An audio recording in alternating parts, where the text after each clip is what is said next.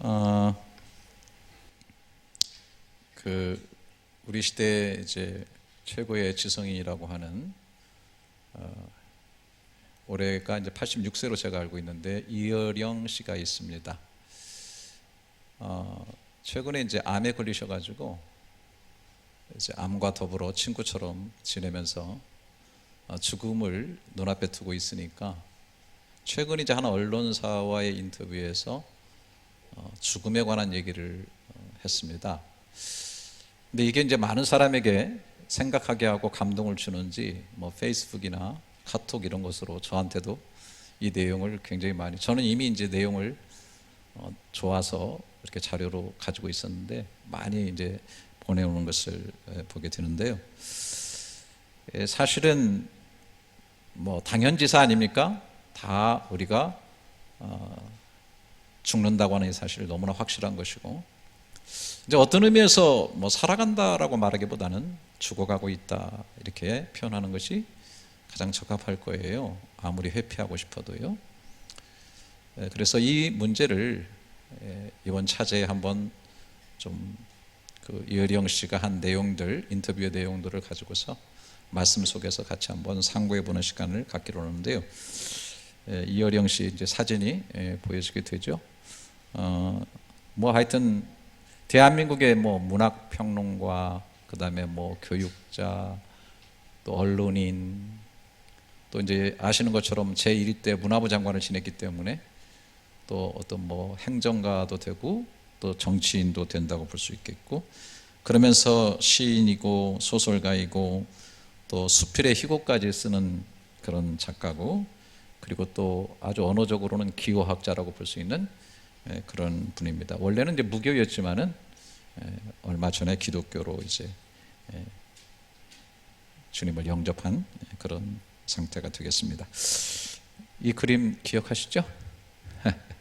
1988년도 서울올림픽 할 때, 개막식 할 때 한 소년이 굴렁쇠를 굴리고 나와가지고 온 세계인들에게 뭔가 참 신비로운 메시지를 전해줬는데, 이거를 이제 연출하시고 기획하신 분이 바로 이어령 씨인 것입니다.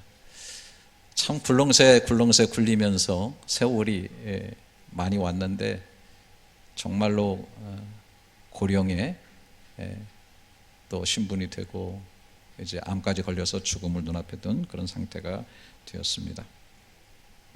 한 신문사에서 그가 이런 내용을 얘기한 적이 있습니다. 의사가 암이야 이랬을 때 나는 받아들였다. 육체도 나의 일부니까. 그래서 암과 싸우는 대신 병을 관찰하며 친구로 지내고 있다. 영원히 살면 괜찮다. 그런데 누구나 죽게 돼 있다. 그래서 죽음을 생각하는 삶이 중요하다. 중국을 비롯한 외국에서 정월 초하루의 그 좋은 새해 첫날에 왜 죽음에 대한 노래를 부르겠나? 죽음을 염두에 둘 때 우리의 삶이 더 농밀해지기 때문이다. 지금껏 살아오면서 내 삶이 가장 농밀한 시기가 언제인지 아나? 암에 걸려서 죽음을 눈앞에 든 요즘이다 라고 그가 얘기를 하고 있습니다. 오늘 본문에 잘 아시는 것처럼 한 번 죽는 것은 사람에게 정해진 것이다. 이런 부분을 이렇게 읽으면은 당연히 죽음은 당연한 거라고 생각되지만 어떤 분이 정해준 거구나. 하나님께서 죽음을 왜 그렇게 정해 놓으셨을까 하는 그런 생각을 하게 됩니다. 자, 이제 인터뷰를 좀 보겠는데요. 기자가 묻습니다. 요즘 탄생에 관한 이야기를 쓰신다고 들었습니다. 지난번 뵐 때 마지막 파는 우물은 죽음이라고 하셨는데요. 그랬더니 죽음을 앞두면 죽는 얘기를 써야잖아. 나는 반대를 써요. 왜냐? 죽음은 체험할 수가 없으니까요. 이게 굉장히 중요합니다. 죽음은 체험할 수가 없다. 사형수도 예외는 없어요. 죽음 근처까지만 가지 죽음을 모르니 말한 사람이 없어요. 임사체험도 살아 돌아온 얘기죠. 살아있으면 죽음이 아니거든 하는 거예요. 예를 썼죠. 물고기가 바다라고 하는 건 뭐냐? 근데 그 바다가 있다는 것은 아는데 본 물고기도 다 사라졌다. 왜냐하면 민물고기인가 보죠. 바다에 나오면 죽는다. 그래서 바다를 볼 수 없는 상태, 인식은 하고 있지만 그게 이제 죽음이다라고 하는 그런 얘기를 하고 있는 겁니다. 자, 우리가 죽음이라고 하는 것을 생각할 때 가장 먼저 생각할 수 있는 것은 죽음 이유는 알 수가 없다. 왜냐하면 뭐 살았다는 것 자체가 죽음을 경험하지 않은 것이기 때문에, 그러니까 이제 죽은 사람은 또 살아있지 못하기 때문에 말을 할 수가 없잖아요. 그래서 이 지구상에 살다가는 수많은 사람들이 정해진 죽음을 죽는다는 것은 다 동일하고 평균적인 것인데, 그렇게 다 가는 인생에 가는 그 죽음의 이후의 삶이 어떤 것인가를, 죽음의 그 과정이라는 것은 어떤 것인가를 알려줄 수 있는 사람은 없다라고 하는 것입니다. 정말 수수께끼다. 그런데 우리가 읽고 있는 하나님의 말씀, 이 성경은 죽음 이후에 대해서 아주 많이 얘기를 하고 있습니다. 심지어 말이죠, 어쩌면 우리가 산다는 것 자체가 죽음을 위해서 사는 거 아니냐 말할 정도로 죽음 이후의 삶이 영원하고 또 가장 완전하고 완벽한 삶이다. 그것이 오늘 우리의 삶에 매여 있는 것이다, 연결되어 있는 것이다 라고 하는 측면에서 삶을 얘기하는 것 그 이상으로 죽음 이후에 대해서 얘기를 하고 있다고 하는 것입니다. 그런데 문제는 뭐냐면, 아까도 말씀드렸지만 죽음 이후의 삶을 본 사람이 없고 아는 사람이 아무도 없기 때문에 그렇게 얘기한다 한들 우리가 그것을 어떻게 받아들일 수 있느냐라고 하는 것인데, 결국은 그것을 받아들이려고 하면은 그렇게 말한 그 말씀, 또 말한 사람들이 믿을만 하다라는 것이죠. 그래서 죽음 이후의 문제에 관한 성경의 모든 메시지는 다 믿음에 연결되어 있다는 거예요. 예수님께서 나사로를 살리시고 나는 부활이요 생명이니 나를 믿는 자는 죽어도 살겠고 나를 살아서 믿는 자는 영원히 죽지 아니하니 이것을 네가 믿느냐? Do you believe this? 이렇게 묻고 있는 것입니다. 예수님께서 한 재미있는 얘기를 하셨는데요, 요한복음 14장 29절에 평안을 너에게 끼치노니 곧 나의 평안 너에게 준다. 내가 너에게 주는 것은 세상에 주는 것 같지 않다. 근심도 말고 두려워하지 말라. 여러분, 이 말씀은 저도 너무 좋아하고 여러분도 좋아하시는 거예요. 하나님이 주시는 평안은 환경 종속적이 아니에요. 사람에게 매여 있는 것도 아니에요. 그냥 원천적인 거, 근원적인 거, 절대적인 거, 아주 근본적인 거, 변치 않는 그런 평안을 주시는 거죠. 참 이 말씀 너무 좋습니다. 근데 28절, 내가 갔다가 너에게로 온다는 말을 너희가 들었나니, 주님이 갔다 온다, 이 말은 뭐 단순하지만은 죽고 부활하셨다가 다시 재림한다, 그런 내용이 아니겠어요? 자, 29절 한번 같이 한번 읽어주시겠습니까? 죄송하지만 시작.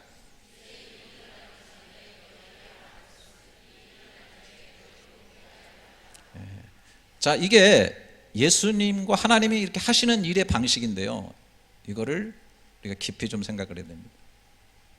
그러니까 이제 일이 일어나기 전에 너에게만, 항상 하나님은 어떤 일이 일어나기 전에 미리 얘기를 해요. 성경을 읽어보면 모든 그런 하나의 그 주님의 말씀의 스타일이 다 그래요. 그냥 하나님이 계획하시고 하나님 하시면 되는데, 하나님이 자꾸 꼭 미리 얘기를 하세요. 그리고 그거를 이루어요. 그것은 왜 그러냐면은 일이 일어날 때 너희로 믿게 하려는 거예요. 믿게 하려.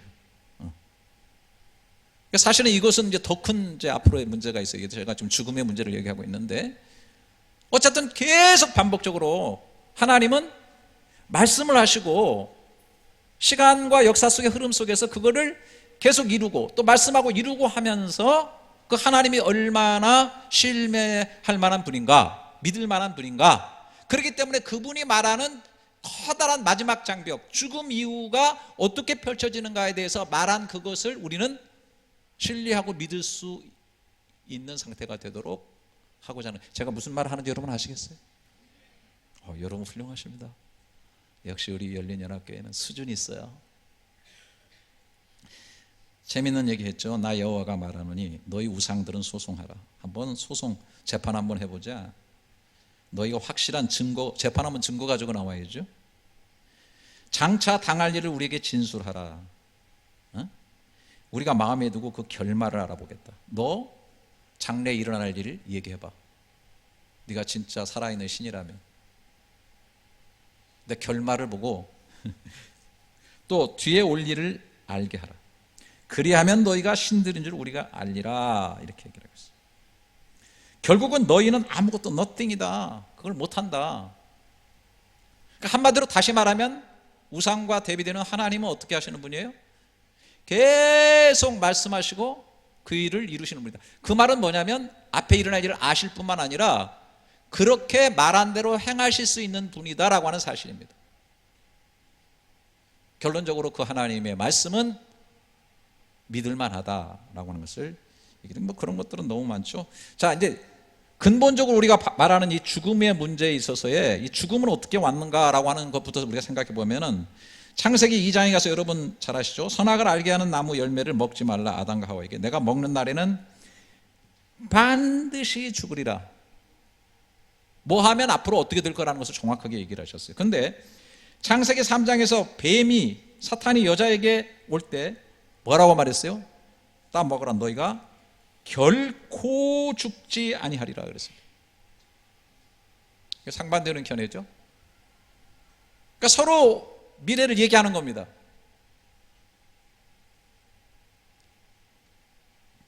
창세기 5장 4절 5절에 아담은 셋을 낳은 후 800년을 지내며 자녀를 낳았으며 그는 930세를 살고 죽었더라 이렇게 써 있습니다.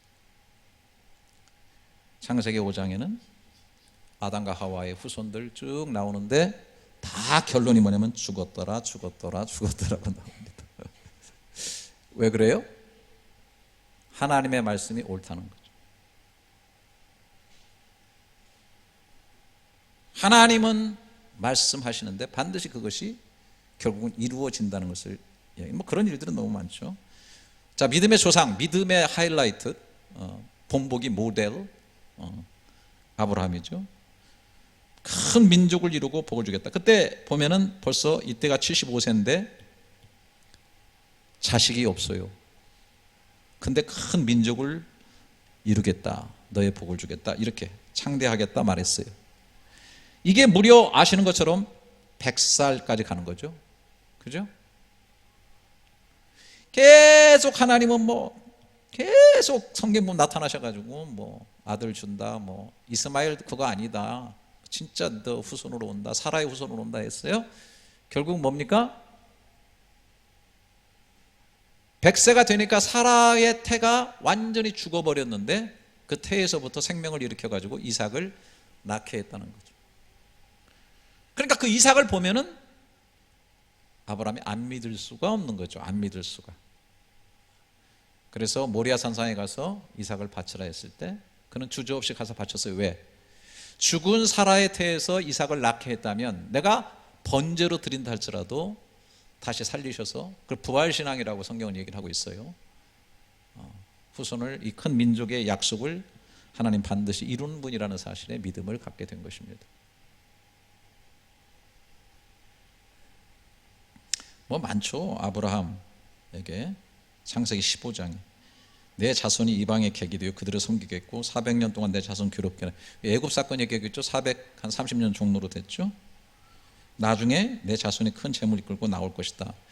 400년 종살이 했는데 또 나온다는 것도 불가능한 일인데 이거를 예언을 했어요. 여러분 이게 이제 아브라함에게 예언을 했고 이삭 아들이죠. 그 야곱, 그 다음에 야곱에게 12아들이 있었는데 그 중에 하나가 요셉. 그래서 애굽으로 건너갔죠. 그래서 거기서 요셉을 알지 못하는 왕이 일어나가지고 결국은 노예 생활하다가 400년 이후에 나오게 되죠. 시대를 거쳐서 이 놀라운 예언이 그대로 이루어지고 있는 거예요. 그러니까 앞에 말하고 뒤에 이루어지고 있는 거예요. 제가 아주 큰 사건만 얘기하고 있는 겁니다. 예를 들어서 에레미야 선지자를 통해 가지고 바벨론에 70년 동안 종노릇 하게 되는데 그 이후에는 이곳으로 돌아오게 하리라 그랬는데 실제로 역대하 36장 25절에 보면은 바사의 고레성 원년에 여호와께서 에레미야 입으로 하신 말씀을 이루시려고 바사의 고레성의 마음을 감동시켜서 조서를 내려가지고 돌아가게 할 뿐 아니라 성전도 지켜야 하는 이 놀라운 일이, 말도 안 되는 일이, 여러분 역사에서 공부했죠. 바벨론 뉴스 이런 것들이 그대로 이루어지는 거예요. 왜? 하나님은 살아계신 하나님이시기 때문에 말씀하시고, 그리고 그것이 긴 세월이든 짧은 세월이든 반드시 그것을 이루어내시면서 역사하시는 분이다라고 하는 것입니다. 여러분, 이러한 것들이 정말 중요한 건 뭐냐면 예수 그리스도에게로 초점이 모아지고 있다는 사실이에요. 예. 여러분, 예수님이 메시아로 이 땅에 오셔서 우리 죄를 지고 죽으시는 이것은 하루아침에 그냥 이루어지고, 또 어떻게 보면 그 사람이 뭘 착한 일을 했기 때문에 우리가 그렇게 간주하는 게 아니라, 예수님 오시기 오래전, 거의 600여 년 전에, 700년 전에 이렇게 이사야 선지자를 통해서 예언됐는데, 이제 여러 군데 있지만은 특별히 이사야서 53장 같은 경우에는 여러분들이 유튜브 같은 데 들어가 보면 아시겠지만은 유대인들이 굉장히 곤혹스러워하는 장입니다. 지금 이스라엘 유대인들이 예수를 메시아로 받아들이지 못하는데, 왜냐하면 그들의 개념 속에는 메시아가 어떻게 고난받나, 어떻게 죽을 수가 있냐, 말이 되냐, 이렇게 생각하고 있어요. 그런데 이사야서 25장에 53장에 그는, 계속 나오는 그는 도대체 누구일까? 자, 그가 찔림, 기니까 뭐 여러분 그냥 저 까무러쳐서도 괜찮아요. 그가 찔림은 우리의 허물을 인하며 그가 상함은 우리의 죄악을 인함이라. 그가 징계를 받으면 우리가 평화를 누리고 채찍에 맞아 우리가 나음을 입었도다. 다 우리가 양 같아서 그릇 행하여 각기 제 길로 다 인생은 가는데 우리 무리의 죄악을 그에게 담당시키셨도다. 예. 하여튼 곤욕을 당하고 고통을 당하고 곤욕과 신문당하고 끌려갔다. 그 세대 중에서 누가 생각하기를 그가 산자의 땅에서 끊어지는 것은 마땅히 형벌받을 내 백성의 허물을 인하며. 그 당시에 이런 걸 보면서 아이고, 여러분 십자가 앞에 가가지고 하나님이 사랑이네, 우리를 구원하시기 위해서 이렇게 하신 거라고 말할 사람이 누가 있겠어요? 그 처참한 광경 가운데. 없다는 거죠. 유대인들은 진짜 예수님을 못 박아 죽이면서 이런 일이 이루어진다고 하는 것을 상상할 수가 없는 거죠. 결국 그 묘실이 부자와 함께 결국은 되었죠. 예? 그 영혼을 속건제물로 드리게 됐다. 그 씨를 보게 될 것이며 그날은 길 것이고 여호와의 뜻을 성취하리로다. 그가 자기 영혼에 수고한 것을 보고 만족이 여길 것이다. 나의 의로운 종이 자기 지식으로 많은 사람을 의롭게, 그들의 죄악을 친이다. 이 엄청나게 포커스가 이렇게 죄를 담당하는 어린 양으로 맞춰져 있다고 하는 것입니다. 그가 자기 영혼을 버려 사망에 이르게 하며 범죄 중 하나로 헤아림을 입었다. 그러나 실상은 그가 사람의 죄를 지며 범죄자를 위하여 기도하였느니라 하니라. 할렐루야. 이거 뭐. 근데 이것뿐만 아니라 예수님께서 이 세상에 오셔서 활동할 때도 이미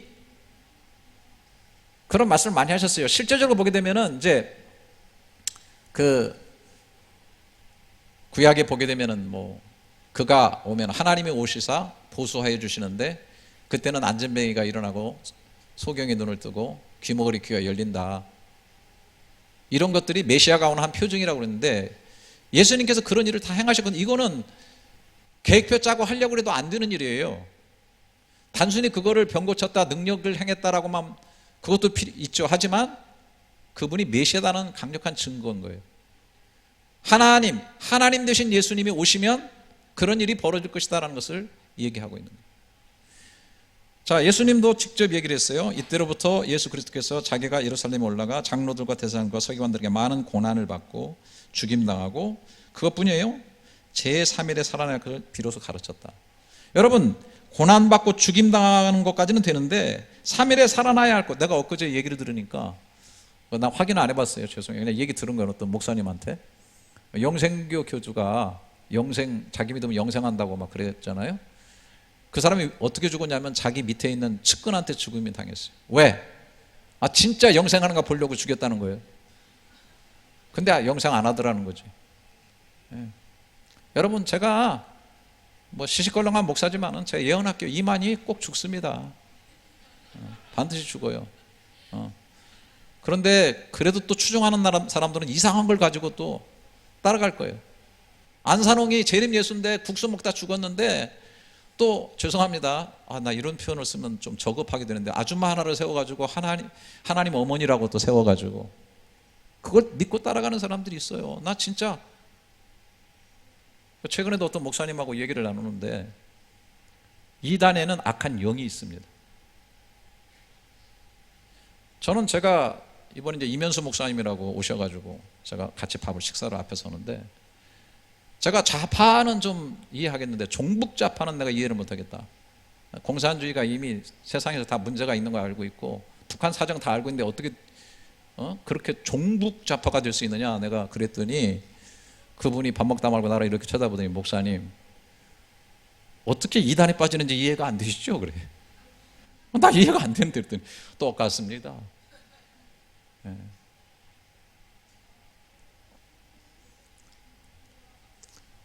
3일에 살아나야 되는 거죠. 이렇게 당당하게 고리를 걸어서 말씀하고 있다는 거예요. 심지어 뭐라고 그랬어요? 자, 마가복음 14장에서 자기의 죽음에 대해서 떡을 져서 축복하시고 떼어 제자들이 주시면 이거 내 몸이다. 떡을 쭉 찢으면서 내 몸이라는 거예요. 얼마나 리얼합니까? 그 다음에 잔을 가지사 주면서 많은 사람을 흘리는 바 곧 언약의 피니라. 이렇게 정확하게 얘기를 하셨어요. 죽음의 의미를 이렇게 정확하게 얘기를 하셨어요. 근데 거기서 끝난 게 아니고 쭉 얘기를 하다가 28절을 같이 한번 읽어보겠습니다. 자, 여기 다른 컬러로 이렇게 시작. 이런 표현들 지나치지 마세요. 성만찬을 통해서 이렇게 떡을 찢고 그 다음에 잔을 핏빛 그 포도주 잔을 기울이면서 너희를 위하는 거다라고 하면서 내가 이렇게 진짜 찢어지고 피를 흘려 죽을 거야 라고 얘기를 하면서 죽음 자체에 의미를 두는 거는 뭐 누구나 죽으니까 그럴 수 있다지만은 내가 살아나겠다라고 하는 사실을 계속 강조하고 있는 거예요. 그러니까 한마디로 이런 일이 이루어진다면 그분이 죽음 이후에 대해서 말하는 것이 확실하겠죠. 바로 이런 겁니다. 그러니까 저도 뭐 신앙생활 하면서 제가 목사가 꼭 돼서 그런 게 아니라 저의 영혼을 위해서 제가 뭐 직업으로 목사 돼서 뭐 살려고 그런 것보다도 한 가냘픈 죽음 앞에 이르는 그런 존재로서 내가 어떻게 내가 영생을 취하며 살아야 될 것인가 라는 측면에서 내가 부활을 얼마나 들여다보고 역사적으로 모든 정황 속에 부활이 얼마나 확실한 증거를 가진 사실인가라고 하는 것을 알게 되고 깨닫게 되니까 그 죽음의 의미가 나한테 다가오고 그 다음에 그분이 말하는 죽음 이후의 일들이 다 믿어지게 되더라라고 하는 것입니다.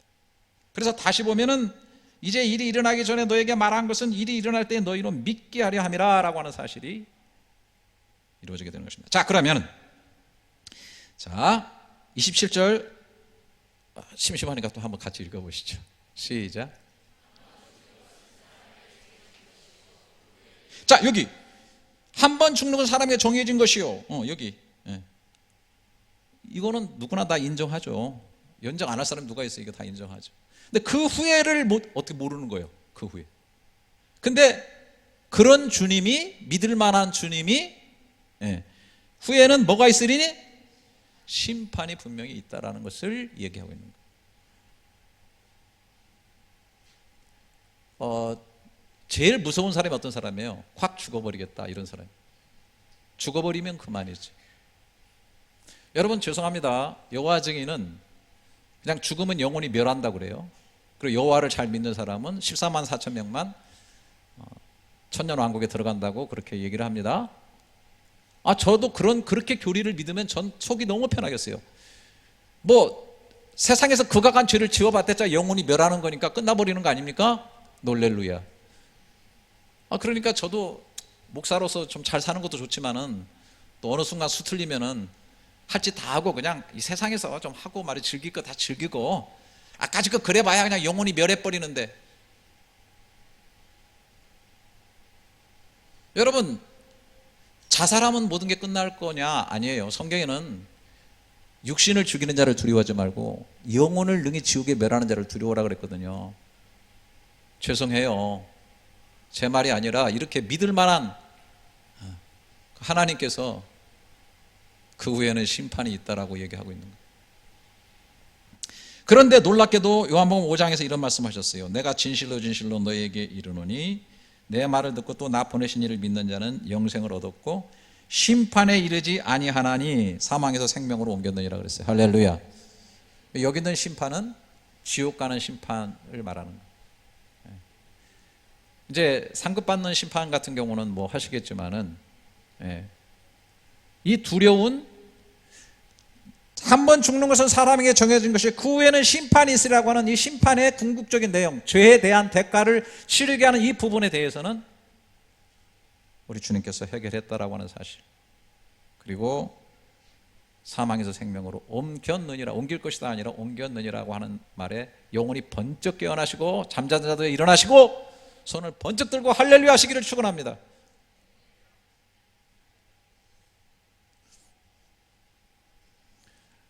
우리 반응 없기로 짠 거죠?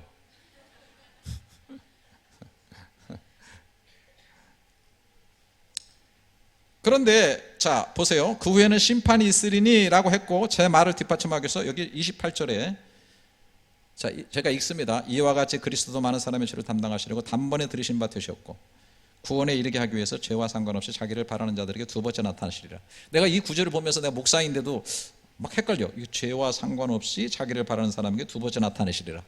그래서 제가 영어 성경도 보고 그 다음에 쉬운 성경도 했는데 쉬운 성경이 아주 잘 나타나 있어요. 사람은 한 번 죽습니다. 죽은 후에는 심판이 우리를 기다립니다. 자, 그렇기 때문에 그리스도께서는 자기의 몸을 한 번에 드려 많은 사람의 죄로, 그러니까 십자가에서 한 번에 드린 하나님이신 사람이 죽었기 때문에, 사람이 지은 죄를 하나님이기 때문에 대속할 수 있고, 한 하나님이 죽었기 때문에 모든 사람의 죄를 한꺼번에 once for all, 한 번에 모든 걸 다 대해서 죽는 거예요. 그리고 그리스도께서 분명히 다시 오실 것입니다. 이게 심판이죠. 그때는 죄를 없애기 위해서가 아니라 이미 죄를 다 처리하신 거예요. 고액의 죄와 상관없이라는 말은 그리스도를 기다리는 자에게 구원을 주시기 위해서 오시는 것입니다. 할렐루야. 그러면은 죽음 이후에 심판이 있지만 우리는 이미 죄 씻음을 받은 존재고, 그리고 그리스도의 구원이 우리를 기다리고 있다라고 하는 것을 우리는 눈으로 선명하게 볼 수가 있다라고 하는 것입니다. 지금 이효령 씨는 참 이 문학가답게, 그리고 또 사실은 그 인터뷰 내용에 너무 노골적으로 자기 그리스도인이라고 드러내지 않는 그런 기법을 통해 가지고 복음에 대해서, 신앙에 대해서 가까이 올 수 있도록 그런 식으로 얘기하고 있어요. 그러니까 요즘은 주 예수를 믿어라, 불신지야 이러면은 사람들이 믿질 않거든요. 그래서 이렇게 아주 부드럽게 할 뿐인데, 우리는 죽음 이후가 어떻게 된지를 분명히 알고 있다 하는 것이죠. 자, 계속 인터뷰가 이어집니다. 죽을 때 뭐라고 해요? 돌아가신다고 하죠. 그 말이 기가 막혀요. 나온 곳으로 돌아간다면 결국 죽음의 장소는 탄생의 그곳으로 가는 거죠. 생명의 출발점, 다행인 건 어떻게 태어나는가는 죽음과 달리 관찰이 가능해요.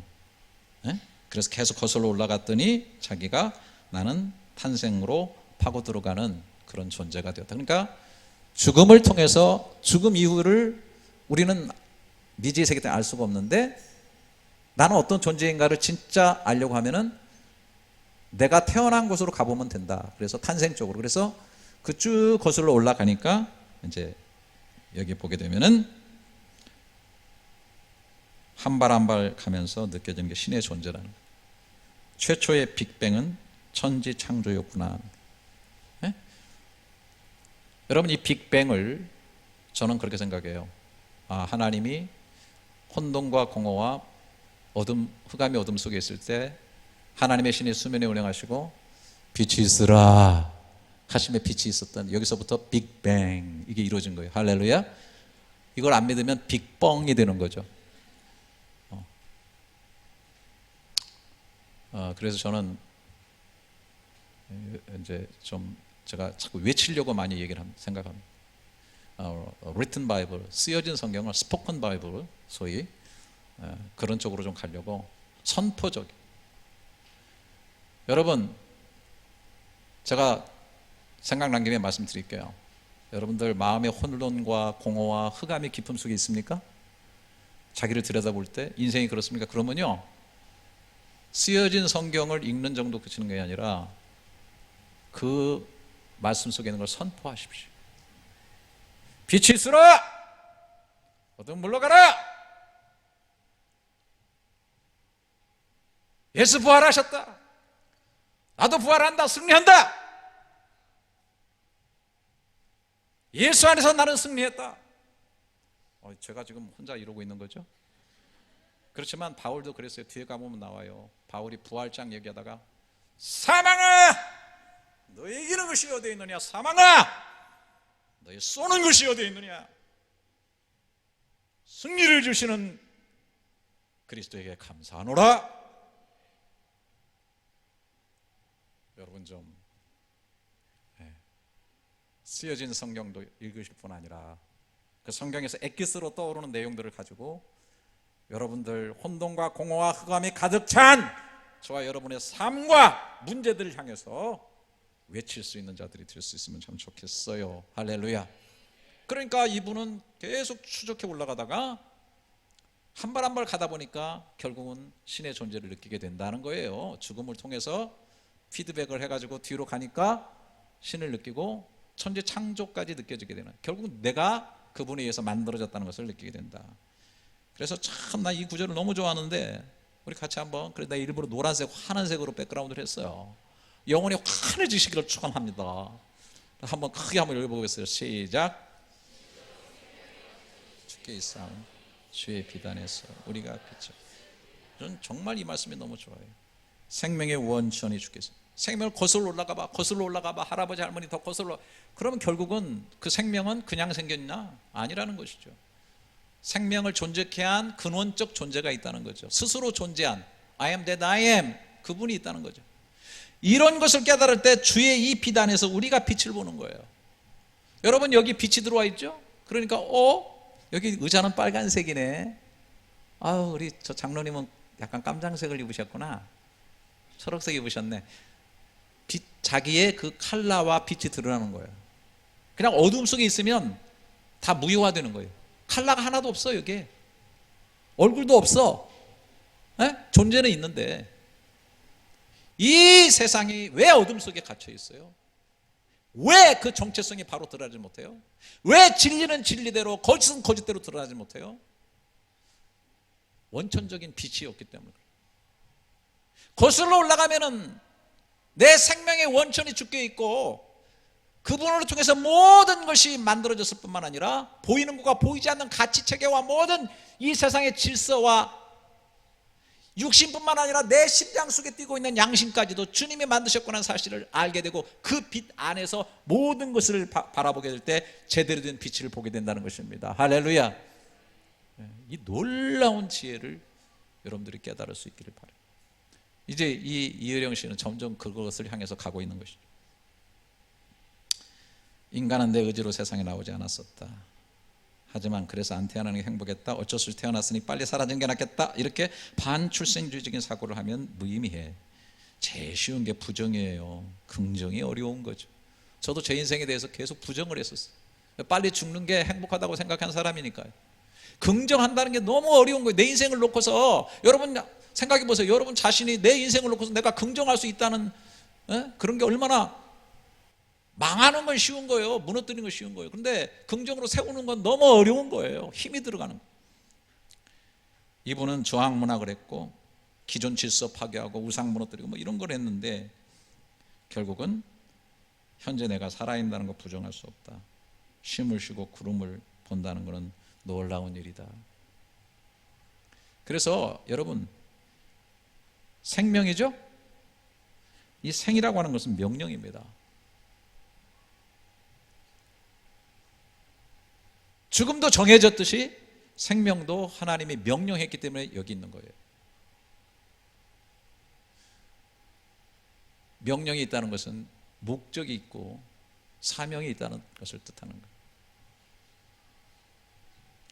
그러니까 죽음을 통해서 원천을 바라보고 그 원천을 통해서 내 존재의 목적을, 명령을 바라볼 수 있다고 한다면 내 생을 보는 눈이 달라지게 될 것이다 하는 것입니다. 그러면서 이렇게 묻습니다. 뒤늦게 깨달은 생의 진실은, 이 뒤늦게는 이제 암 걸리고 뭐 죽을 때가 된 거죠. 자에게 모든 게 선물이었던 거죠. My life는 기프트였어요. 그냥 한물로 쓰지. My life는 기프트였어요. 역시 지성인이시다. 내 집도 내 자녀도 내 책도 내 지성도 분명히 내 것인 줄 아는데 다 기프트였어. 참 너무 또 이게 멋있게 이렇게 또 이제 하는 거예요. 어린 시절 아버지에게 처음 받았던 가방, 알코올 냄새가 나던 말랑말랑한 지우개처럼, 내가 울면 다가와서 등을 두드려주던 어른들처럼, 내가 벌어서 내 돈으로 산 것이 아니었어요. 우주에서 선물로 받은 이 생명처럼 내가 내 힘으로 이뤘다고 생각한 게 다 선물이더라고요. 원천이신 주님을 발견하니까 모든 것이 선물이다. 그래서 여러분, 제가 이거 도식을 만들어서 제가 만든 건데, 자, 죽음을 통해서 죽음이 오는 죄를 깨닫게 되죠. 죽음에 직면한 사람은 반드시 죄를 깨닫게 돼. 죄를 깨닫고 나니까 길이 없어. 그러니까 그리스도가 보여요. 구원해 주시는 그리스도를 통해서 죄 문제를 해결하고 할 때 이런 눈으로 보면 모든 것이 은혜라는 것을 깨닫게 되는 거예요. 할렐루야. 그래서 이 지금 최대의 지성인이 이분이 다 이제는 기프트였구나, 은혜였구나 라고 하는 것을 정말로 고백하고 있는 거예요. 이거는 이제 그 기자가 쓴 겁니다. 썰물 후에 갯벌이 생긴다는 말이 파도처럼 가슴을 적셨다. 두려울 것이 무엇일까? 7년 전 이남 일녀중 맏딸 이민아 목사를 암으로 먼저 보냈잖아요. 미국에서 판사 생활했던 딸, 굉장히 똑똑했죠. 위암 발병 이후 수술하지 않고 시한부를 택해 열정적으로 쓰고 강연하면서 마지막 시간을 보내. 그 이분이 간곡하게 아버지한테 예수를 믿으라고 얘기를 했어요. 사실 이효령 씨가 되돌아보니까 그 아이 뭐 유학 보내고 계속 떨어지고 자기 삶을 살다 보니까 바닷가에서 막 파도가 쳐가지고 막 위험한데 아빠 하고 부르는데 손 한번 잡아줄 수 없는 자신이었다는 것이죠. 정말 그 아이를 진짜 물가에 내놓은 어린아이처럼 해놓고 자기는 따뜻한 손 한번 제대로 못 잡은 아버지였는데 그 아이의 손을 하나님 아버지가 잡아주셨다는 거예요.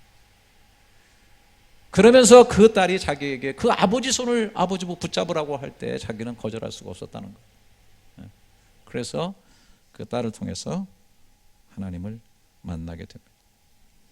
요즘 따님 생각을 많이 하시겠습니다. 암 선고 받은 후 항암 치료도 받지 않고 더 생산적으로 시간을 쓰는 까닭도 따님과 관련이 있는지요? 미소 지으면서 우습지만 성경에는 나중 난 자가 먼저 된다는 말이 있어요. 내 딸이 그랬어요. 그 애는 죽음 앞에서 두려워 벌벌 떨지 않았어요. 지금 나가면 3개월, 치료받으면 6개월이라는 선고를 듣고도 태어나니까 두려워 의사가 놀라서 김이 빠졌어요. 죽음의 두려움을 이겼다는 것이. 정말 우리의 수준이 죽음의 두려움을 이길 수 있는 수준인가? 뭐 일반적인 사람에 대해서는 이렇게 말하죠. 또 죽기를 무서워함으로 한평생 매어 종로로 타는 모든 자들을 놓아준다. 죽기를 무서워함으로 한평생 매어 종로로 타는, 이게 모든 인생이 가는 거예요. 여러분 좀 죄송합니다만은 자살하는 것도 진짜 죽음을 두려워하기 때문에 하는 거예요. 다 죽음에, 여러분 예수님 3년 따라다니던 그리고 살아계신 하나님의 뭐 아들이라고 고백했던 베드로가 왜 조그마한 계집아이에서 주님을 3번이나 부인하고 그렇게 수치를 당했을까요? 죽음이 두려운 거야. 왜 우리 멋있는 우리 믿음의 선배들이 일제시대에 신사참배했을까요? 왜 주기철 목사님 같은 몇 분만이 그렇게 목숨을 내놓고서 그렇게 했을까요? 뭐 저도 그 시대에 있었다면 뭐 지금은 좀 철이 들어가지고 나도 뭐 좀 순교할 수 있을까라고 생각을 하지만은 그때는 나도 가서 신사참배했을 것 같아요. 여러분 아시죠? 어른들한테는 절하고 다 태극기 앞에 우리가 격려하죠. 하지만 신사참배라고 하는 건 신적인 개념이 있어요. 귀신이라고 하는. 그래서 다른 신에게는 우리는 경배하지 않는 거예요. 그래서 안 하는 거거든요. 근데 궁극적으로는 죽음에 대한 두려움이 있는 거예요. 다. 근데 그것을 어떻게 넘어설 수 있느냐? 불안케 하고 궁극적으로 낙심케 하고 절망케 하고 좌절케 하고 허망함과 허무함을 느끼는 인간의 모든 존재 속에 독버섯처럼 피어나는 이 근원적 문제들, 삶의 진동들, 이런 것들을 죽음의 문제의 두려움 속에서 해결하고 가야 된다라고 하는 겁니다. 아까 얘기했죠. 바울은 사망아 너의 승리가 어디 있느냐? 네가 쏘는 것이 어디 있느냐? 사망에 쏘는 것은 죄요 권능은 율법이라. 우리 주 예수 그리스도로 말미암아 우리에게 승리를 주시는 하나님께 감사한다.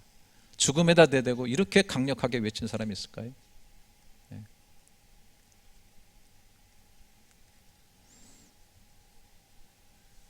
자, 이어령 씨 인터뷰 계속됩니다. 젊은이들에게 하고 싶은 말 무엇인가요? 딱 한 가지야. 덮어놓고 살지 마세요. 여러분, 덮어놓고 믿지 마시기를 축원합니다. 성경도 덮어놓고 믿으면 안 돼요. 그냥 믿어. 아이, 복잡한데 믿어.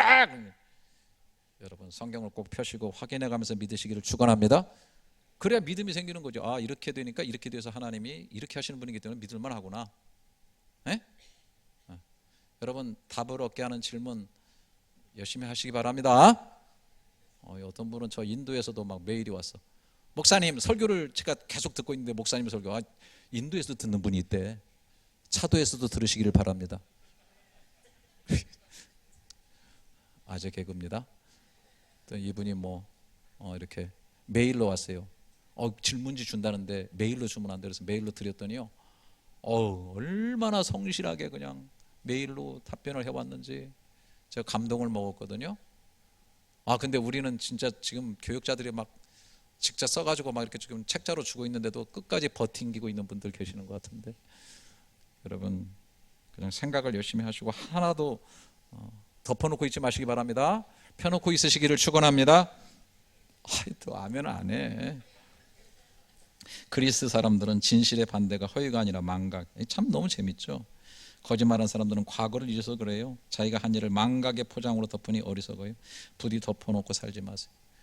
삶을 추적해 올라가고 근원을 살펴보고 진실을 파헤쳐보고 이렇게 해야 되는데 다 덮어놓고 있는 그런 상태이기 때문이라는 것이죠. 그러니까 이 보세요. 여기 지금 고린도전서 15장이 부활장 얘기하면서 바울이 이런 얘기를 합니다. 내가 자랑을 하는데 나는 날마다 죽노라. 욕심을 죽이고 유혹을 죽이고요. 진짜 죽는 삶을 살고 있거든요. 왜? 내가 사람의 방법으로 예배소에서 맹수와 더불어 싸웠다면 내게 무슨 유익이 있으리요? 죽은 자가 다시 살아나지 못한다면 내일 죽을 터이니 먹고 마시. 이게 덮어놓고 사는 거거든요. 내일을 안 봐. 이 세상에서 제일 무서운 사람이 누군지 여러분 아시죠? 마카파예요. 죽으면 끝장이다.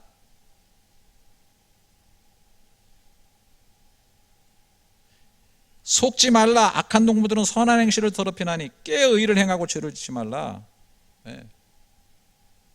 지금 이후의 삶을 바라보고 관조하는 사람들, 물론 우리가 예수 믿었기 때문에 죄 씻음을 주셨지만 죄 씻음 주셔서 의롭게 되었기 때문에 의로운 삶을 살아가려고 노력하는 겁니다. 우리 의롭게 살도록 열심히 성화의 길을 같이 걷도록 해요. 할렐루야.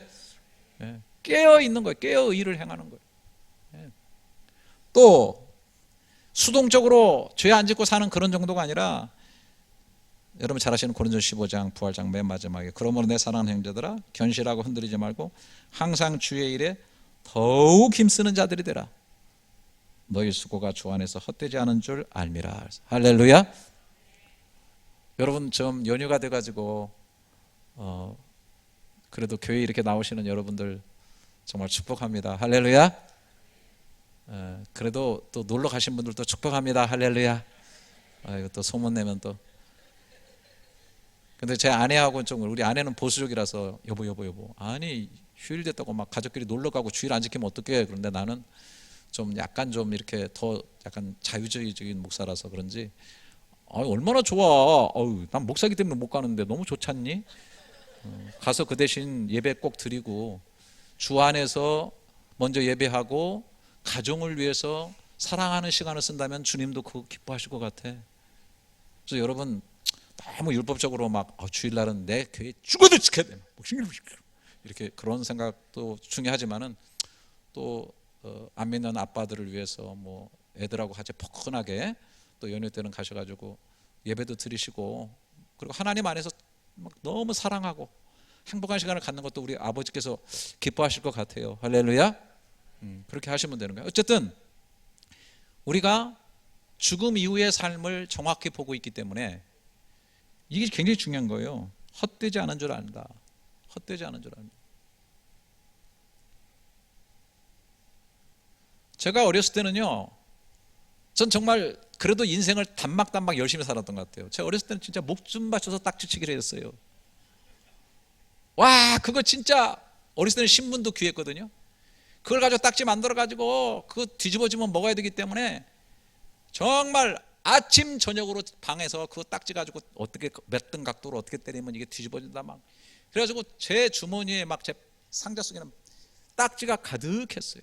옛날에 또 뭐 삼패 같은 거 막 이런 거 해가지고 하는 거. 그 다음에 이제 구슬치기 했잖아요, 구슬. 그래가지고 이렇게 해가지고 그거 막 치는 거. 요거 진짜 얼마나 막 밤낮으로 해가지고 막 그냥 동네 애들 거 막 구슬 이렇게 해가지고 막 항상 주머니가 불룩해. 어느 순간에 다 사라진 거예요. 인생에는 다 금이 있어요. 아이들이 지금 죽고 못 살고 그거 아니면 막 백화점에 나뒹구르면서 저거 사내라고 하는 그것이 언젠가는 손에서 떠나갈 때가 있고 아무것도 헛된 것일 수가 있는 거예요. 아이고 내님은 누구일까 어디 이런 눈으로 계실까라고 늘 바라보면서 짝을 찾던 나. 그때는 뭐 멋있는 여인이 그렇게 막 좋아 보이고 그렇지만 지금 그 짓 하며 살면 안 되겠죠? 난 결혼한 몸 아니에요.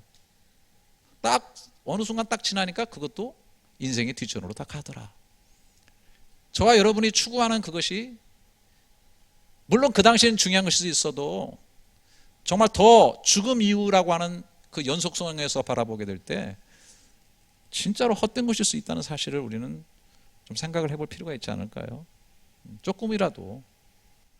그럼 내가 오늘 여기서 하는 이것이 주 안에서 정말 헛되지 않은 것이라고 하는 그 삶을 위해서 내가 미래를 바라보면서 오늘을 살아가는 그 지혜를 갖는다면 결국 후회하지 않겠죠. 죽음이라고 하는 선에 가서 결코 후회하지 않는 그런 삶이 될 거라고 생각해요.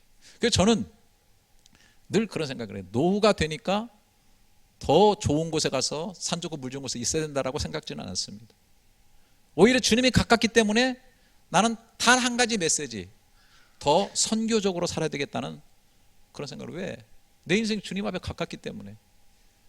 그리고 가능하면 기도해. 하나님, 너희의 관용을 모든 사람에게 알게 하라. 주께서 가까우시니라.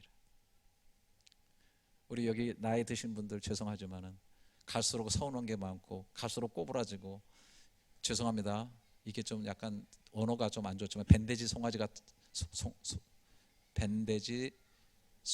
밴댕이 소가리 같은 그런 것이 하지 마시고 주께서 가깝기 때문에 너의 관용을 관용이 넓으셔 모든 사람이 알게 하시기를 축복합니다. 얼마나 멋있는 삶.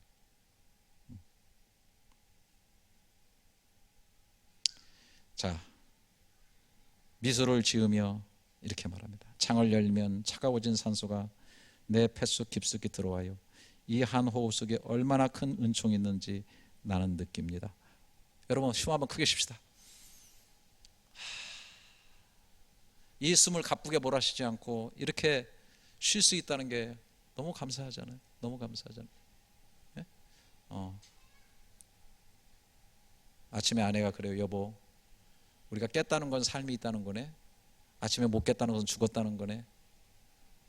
삶과 죽음은 백장 같은 차이. 아마 이혜령 씨가 한 번 한 번 숨 쉬는 그것이 엄청나게 신비롭고 은혜로울 거라 생각이 드는데요. 지성의 종착역은 영성이에요. 당대의 지성인 아닙니까? 지성은 자기가 한 것이지만 영성은 오로지 받았다는 깨달음이에요. 공부하고 정보 수집하고 연구하고 배우고 지성의 탑을 끝없이 쌓았고 그래서 최고의 지성이라는 말을 들었지만은 그거는 자기가 추구해서 올라가는 너무나 지엽적이고 한계적인 것이고 영성은 하나님이 열어주셔서 주신 거예요. 할렐루야. 한없는 은혜죠. 생명의 깊이죠. 죽음의 신비죠. 하나님의 나라에 문을 여는 것입니다. 그렇기 때문에 지성에서 영성으로 나가요. 내가 느끼는 죽음은 마른 대지를 적시는 소낙비나 조용히 떨어지는 단풍잎이에요. 겨울이 오고 있구나. 죽음이 계절처럼 오고 있구나. 그러니 내가 받았던 빛나는 선물을 나는 돌려주려고 해요. 이게 굉장히 중요하죠. 침대에서 깨어 눈 맞추던 식구, 정원에 울던 새, 어김없이 피던 꽃들, 원래 내 것이 아니었으니 돌려보내요. 한국말이 얼마나 아름다워요. 죽는다고 하지 않고 돌아간다고 합니다. 애초에 있던 그 자리로 나는 돌아갑니다. 그러니까 죽음 속에서 원천이신 하나님을 보고 탄생을 바라보고 그분께 나왔기 때문에 정말 중요한 개념이에요. 나는 그분에게 돌아간다. 그러면 믿음으로 이 땅을 살다 간 사람들의 믿음의 결론은 뭐죠? 나는 나그네요. 본향으로 돌아간다는 것. 그것이 히브리서 11장 14절이죠. 같이 한번 크게 한번 읽겠습니다. 시작.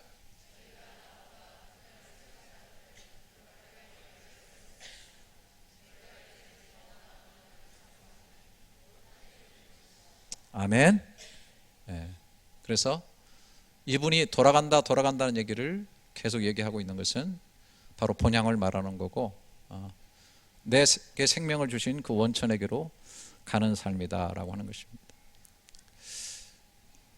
죽음은 미지의 세계고 보이지 않는 것이고, 저를 비롯해서 이 자리에 있는 그 누구도, 이 지상에 존재하는 누구도 죽음에 대해서, 그 이유에 대해서 말할 수 있는 사람은 아무도 없을 겁니다. 경험도 없고 가보지도 않았기 때문에. 그러나 믿을 만한 하나님이, 늘 장래일을 말씀하시고 그 일을 이루신 그 하나님, 그 하나님이 죽음은 정해진 거지만 이후에는 심판이 있을 것인데, 그리스도께서 죄를 이미 없이 하셨고 죄와 상관없이 구원자들을 위해서 그가 다시 오는 미래가 있다는 사실을 우리에게 열어주십니다. 그 은혜가 저와 여러분들에게 있기를 주님의 이름으로 축복하고, 여러분들이 혹시라도 기회가 되시면 그 유튜브나 또 자료에 들어가셔서 그분이 한 얘기를 다시 한번 이런 내용으로 한번 깊이 관조를 하시면서, 어떤 분들은 그래요. 굉장히 심오한 것 같은데 골이 띵하네. 무슨 얘기인지 모르겠어. 그런데 아주 잘 좀 보시고 여러분들에게도 은혜가 될 수 있기를 바라겠습니다. 기도하겠습니다.